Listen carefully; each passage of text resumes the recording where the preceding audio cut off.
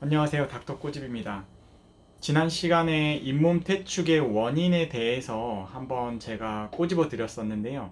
오늘은 실제 잇몸 퇴축이 돼서 저희 병원에 오신 분들 중에서 실제 치료한 케이스를 가지고 치료 방법에 대해서 한번 꼬집어 보도록 하겠습니다.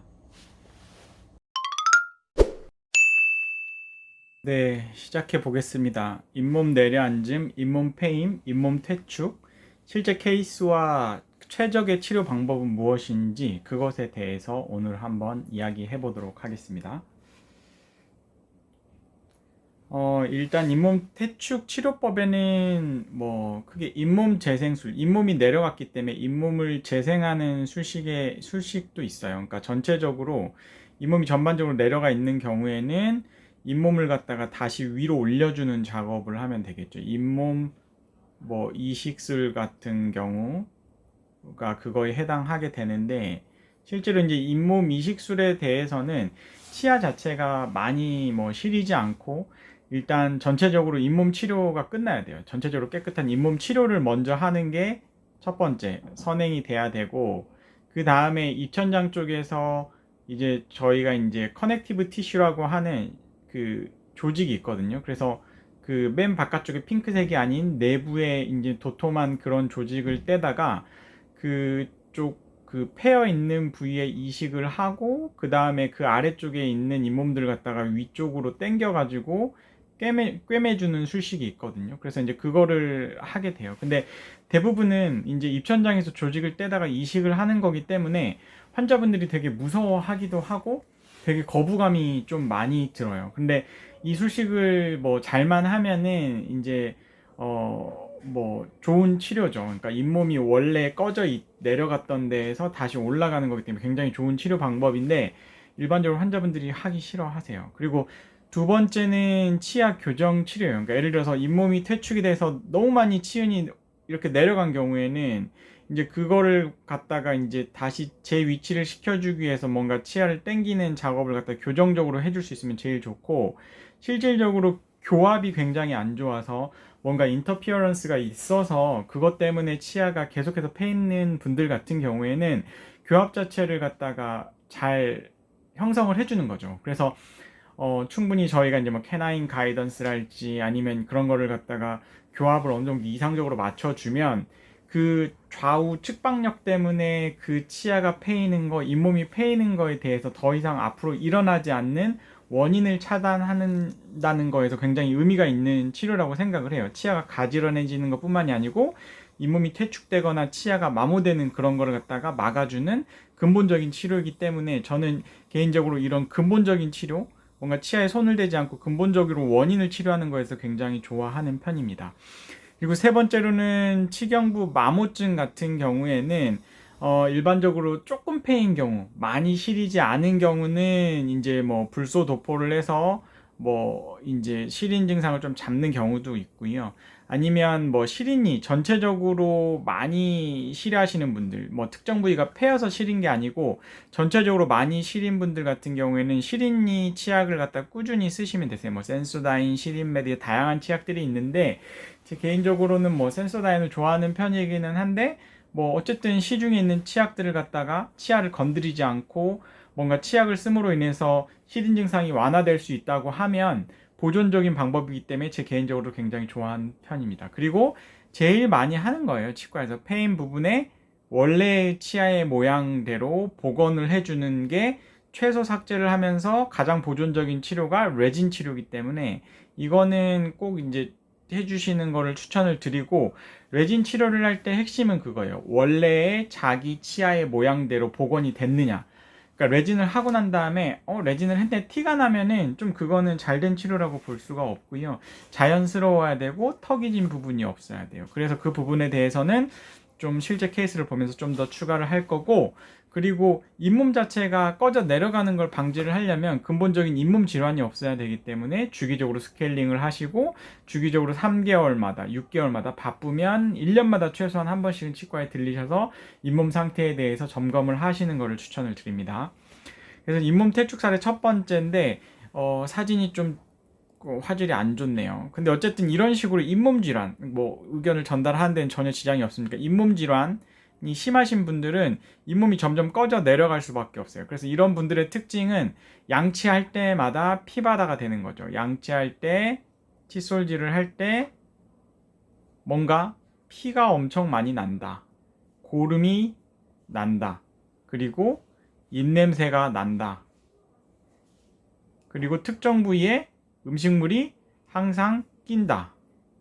이런 분들은 항상 치주 질환에 대해서 일어날 수밖에 없는 상황이고 이미 일어나서 진행이 되고 있는 경우이기 때문에 항상 치과에 오셔가지고 치료를 하셔야 되세요. 절대 이런 분들도 실제로 아프진 않아요. 그러니까 컨디션이 안 좋으면 약간 잇몸이 아픈 것 같고 피가 좀 나는 것 같다 하는데 그냥 참을만 하니까 그냥 사시는 거예요. 그리고 치과 가면은 스케일링하면 시린 것 같기도 하고 그냥 그래서 그냥 안 오다가 결국에는 치아가 흔들리거나 어떤 분들 같은 경우 흔들리다 못해 그게 완전히 혼자서 빠져버리는 경우도 있어요. 그럼 그때서야 이제 치과에 오시는 거예요. 이렇게 치아가 벌어지거나 아니면 뭔가 하나가 통 빠져버리거나 그렇게 오시게 되면 무조건 치과 비용은 갖다가 많이 나올 수밖에 없고 그러면 치과 가셨는데 바가지를 썼다고 할 수 있는 게 아니고 본인의 치아 상태가 이미 망가진 거기 때문에 어쩔 수 없는 거예요. 그래서 그리고 이제 잇몸 퇴축 사례를 또 보면 가장 많은 경우에요. 이게 치경부 마모증이라고 해서 치아가 이렇게 패인 부분이고 특징은 이렇게 패였을 때는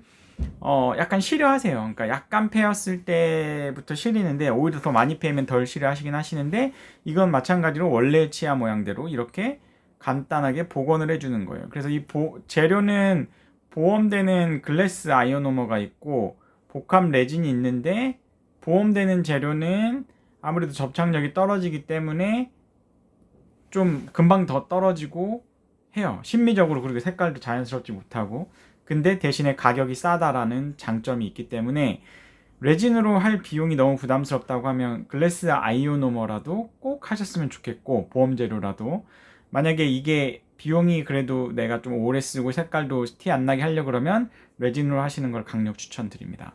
실제 치료 사례 또 다른 거 볼까요? 어떤 환자분이 오셨는데 뭐 옛날에 떼었던 게 떨어졌대요. 그래서 이쪽 보시면은 이제 레진으로 이제 하기로 하셨는데 예전에 이게 이제 보험된 재료예요. 보험되는 재료 글래스 아이오노머라는 재료인데 제 개인적으로는 별로 심미적이지도 않고 좋아하지도 않아요. 왜냐면은 접착 강도가 그렇게 높지도 않고 금방 떨어지기 때문에. 그래서 레진을 추천을 드렸는데 환자분이 이제 비용이 부담된다고 해당 치아만 레진으로 일단 한 거예요. 이렇게. 어떻죠? 지금 이 글래스 아이오노머보다 훨씬 심미적이라는 거죠. 그러니까 색깔이 어디를 냈는지 자연스럽게 됐다는 거죠. 그리고 중요한 게 이게 그 잇몸 경계 부위에 뭔가 턱진 부위가 없게끔 하는 게 생각보다 중요해요.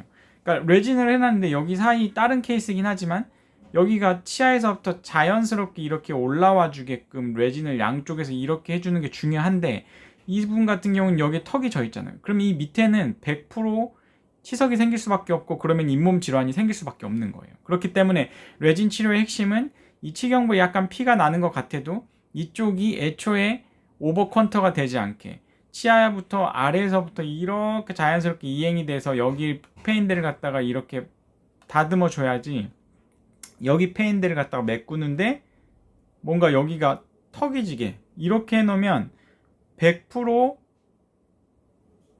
이제 문제가 생긴다는 거죠.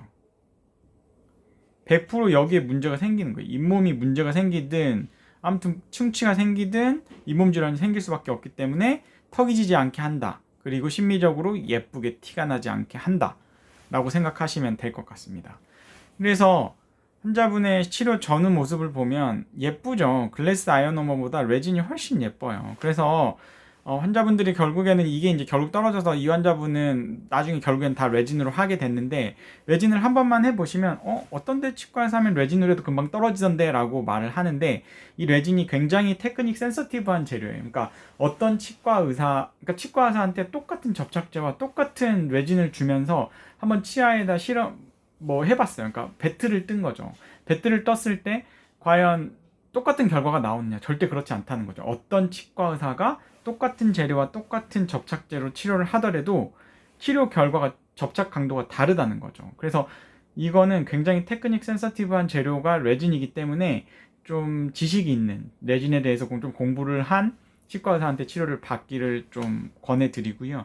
이 환자분 같은 경우에는 앞에 환자분들이랑 달리 조금 이렇게 날카롭게 도끼로 나무를 찍은 것처럼 뭔가 여러 군데의 치아가 이렇게 돼 있어요. 이런 경우는 대부분은 어브프랙션이에요. 치경부 굴곡파절이기 때문에 뭔가 교합이 좌우로 너무 심한 교합력이 발생된 건데, 이분 같은 경우는 어금니가 빠졌죠. 그러니까 어금니가 빠지다 보니까 이런 앞니에 과도한 측방력이나 교합력이 가해지니까 이런 굴곡파절이 여기저기 일어난 거예요. 그래서 이분 같은 경우에도 일단은 어금니 쪽에 임플란트를 실행을 해줬고요.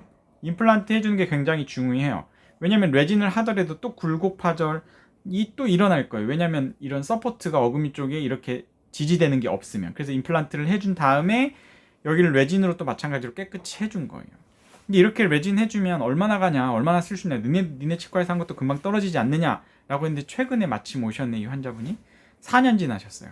약간 레진한 부분에 약간의 변색이 있지만 뭐 그래도 떨어지지는 않았죠, 최소한. 그리고 어금니 쪽 임플란트 한 게 교합 지지가 되기 때문에 더 이상 과도한 교합력이 발생이 되지 않기 때문에 굴곡 파절이 또 일어나지 않는 거예요. 그래서 이 환자분들 같은 경우에는 지속적으로 오셔가지고 약간 변색된 데만 조금씩 다듬어가면서 쓰면은 훨씬 오래 쓰실 수 있다라고 정리를 해드릴 수 있습니다.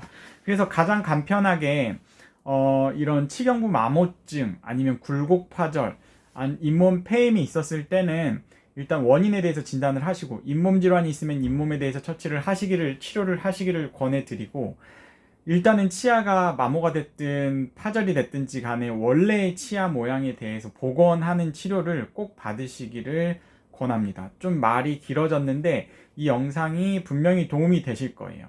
이 영상이 도움이 되셨다고 하시면 닥터 꼬집 치과 DM 좋아요와 구독 요청 드립니다. 다음에 더 좋은 케이스로 뵙겠습니다. 감사합니다.